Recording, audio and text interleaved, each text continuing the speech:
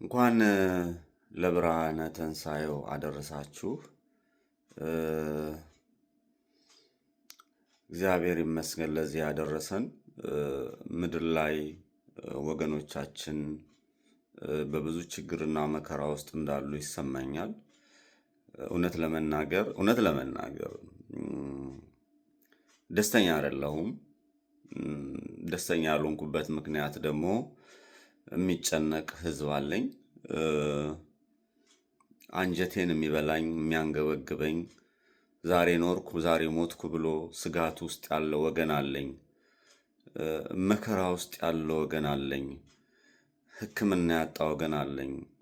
ለኔ ለማያውቁኝ ለኔ ማንነት ብለው ማንነታቸውን፣ ህይወታቸውን፣ ስጋቸውን፣ አጥንታቸውን ለመከስከስ በየበረሃው የሚገላቱ ወንድሞች አሉኝ።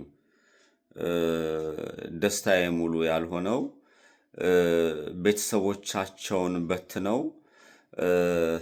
ልጅ ሚስት ባሏን ከጎኗ አድርጋ ልጆቿን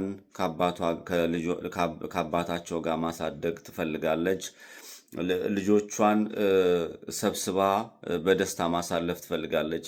ያን እድል ማግኘት ያልቻሉ በየበረሃውና በየአካባቢው ድቅ ብሎ የሚቀሩ አባቴ ታለ ብለው በር የሚያዩ ልጆች ተበራክተዋል። በርከት ያሉ ወገኖቻችን ወድቀዋል በየበረሃው።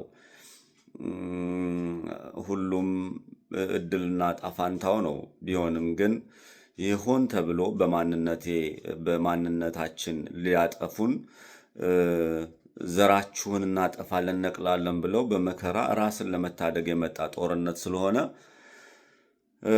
ዋጋ እየከፈልን ነው።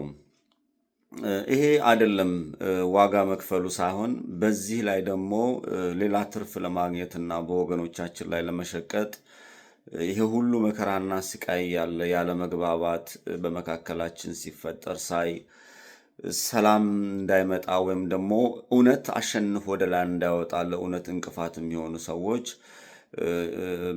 በብዛት ታዝቤያለሁ።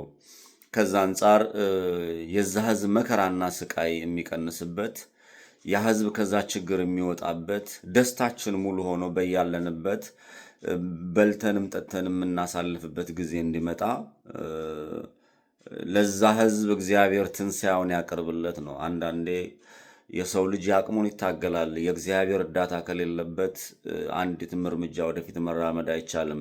ለዛ ህዝብ እግዚአብሔር ይድረስለት።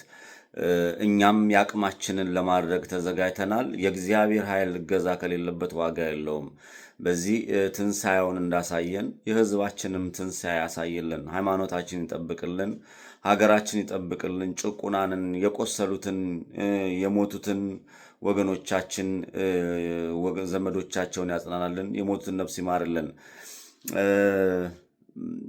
ይህ የኔ ሐሳብ ነው።